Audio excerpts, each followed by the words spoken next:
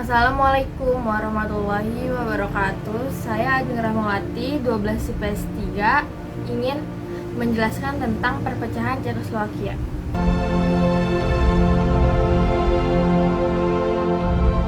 Awal mula Republik Cekoslowakia.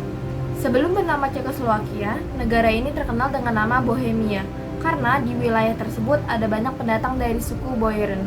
Di tahun 1917, terjadi pertemuan di Pittsburgh, Pennsylvania, di mana Thomas Masaryk mewakili Ceko menandatangani perjanjian tersebut. Perjanjian itu mendorong penyatuan negara Czechia dan Slovakia menjadi Cekoslowakia yang resmi berdiri pada Oktober 1918. Cekoslowakia berbentuk republik dan memiliki pusat pemerintahan di Praha. Seiring perjalanannya sebagai sebuah negara, di tahun 1945 sampai 1989, Cekoslowakia pun menjadi republik yang berpaham komunis.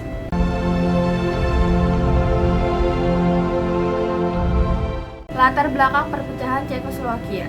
Selain memiliki paham komunis, Cekoslowakia melakukan politik tangan besi, yaitu menggambarkan rezim kepemimpinan yang keras dan kejam, hanya kepada pihak-pihak yang dianggap membahayakan kepentingan pemerintah. Agama berada di bawah kendali pemerintah, ditambah penangkapan pihak-pihak yang dianggap anti pemerintah. Meski awalnya merupakan negara yang maju, lama-lama Cekoslowakia mengalami kemunduran karena sistem ekonomi yang terpusat. Hal ini mendorong timbulnya gagasan dan tuntutan kepada pemerintah untuk melakukan reformasi. Salah satunya dari Alexander Dubček.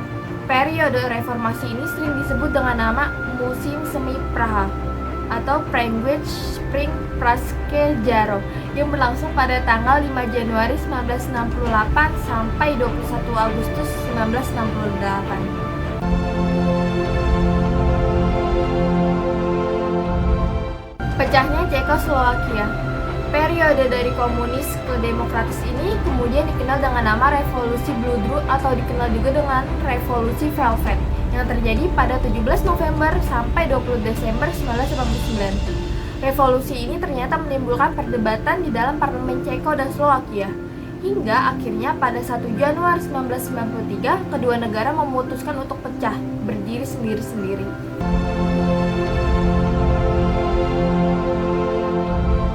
Sebab-sebab perpecahan Cekoslowakia juga disebabkan karena yang pertama, adanya perbedaan kondisi masyarakat dan infrastruktur antara kedua negara. Yang kedua, Ceko menganggap Slowakia sebagai beban dan sebaliknya Slowakia merasa dianaktirikan oleh Ceko.